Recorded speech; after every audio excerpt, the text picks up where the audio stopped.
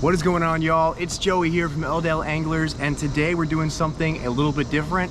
We're gonna be looking at my kayak setup. I have the Hobie Outback very recently, as in like the past few months, and I've done a few things to it, and I'm gonna share those customizations with you guys and kind of show you what this kayak looks like, what I have on it, how I use it, all that good stuff. Let's get started. That's it, man.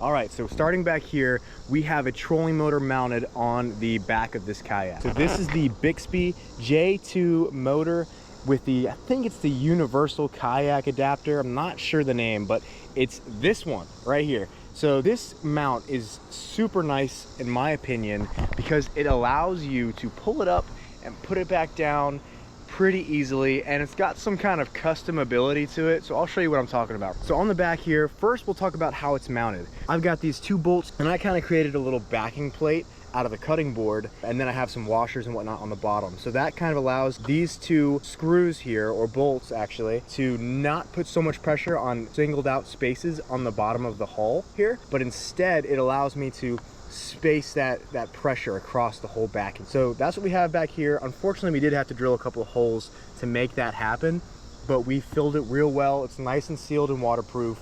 And again, with that backing, it's super sturdy. And then up here, we actually have an aluminum Yak Attack rail. The second part of the mount is mounted to that rail. You can see here, I've kind of got a jerry rig set up with a small bolt, some washers, a nut, and then that head and a washer kind of fit perfectly in this track.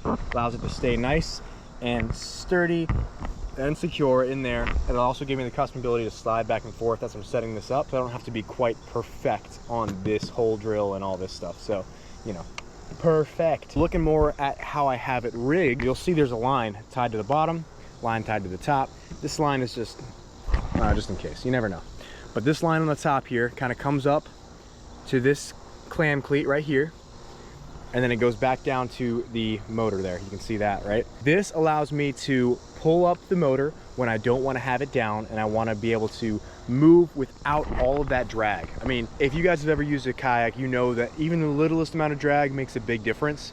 This isn't a perfect system. I'll show you real quick. You can see that it kind of sits just below a little bit, right? There is some drag where the water kind of hits about here. Not the best. It's a little bit angled, but it's not the best. But it's better than having it way down here where the whole motor's sitting under the water.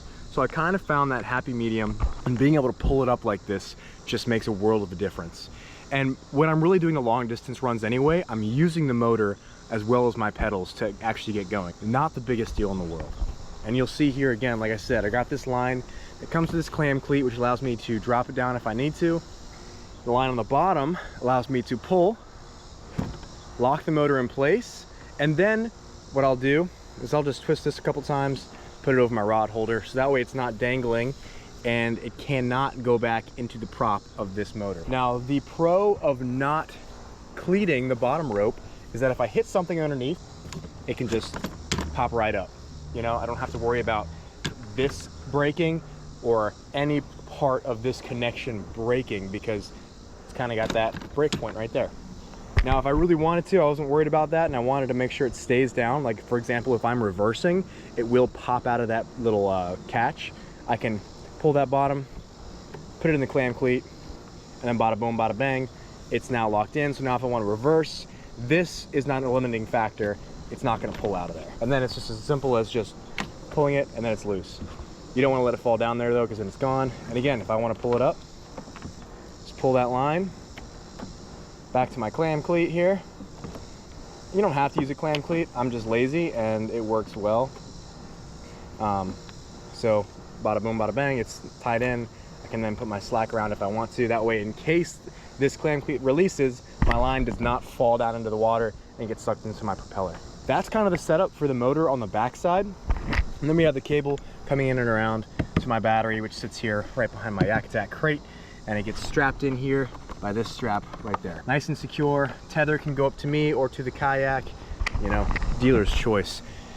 And then my remote is up here, up in the front. So, you know, this Bixby motor is nice. It's got the 12-speed forward, I think 3-speed back, and the stop option as well.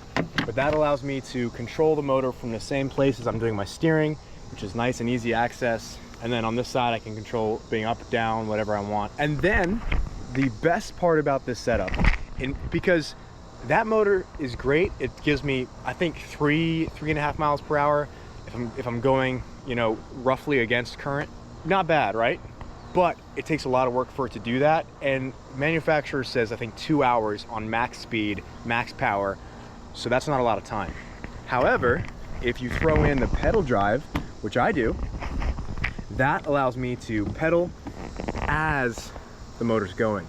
That takes a huge amount of strain off of the motor because it's not pushing all of my weight. I have this extra propulsion here. Also, it gives me about anywhere from half a mile per hour to 1.5 miles. That's a decent amount of speed. You know, if you're trying to go, let's say 3 miles, you're going a long distance. 1.5 miles per hour extra takes a large amount of time off your travel. And again, it saves battery power because the motor's not the only thing propelling me forward. That is it for this video. If you guys want to see something more specific about this kayak, or Nathan's kayak, or Josh's kayak, please just shoot us a message, leave a comment, let us know what you guys want to see. We're gonna hit the Chesapeake Bay Bridge, so we got those nice, nasty, big old lures on there, and then we're gonna be doing some more snakehead fishing.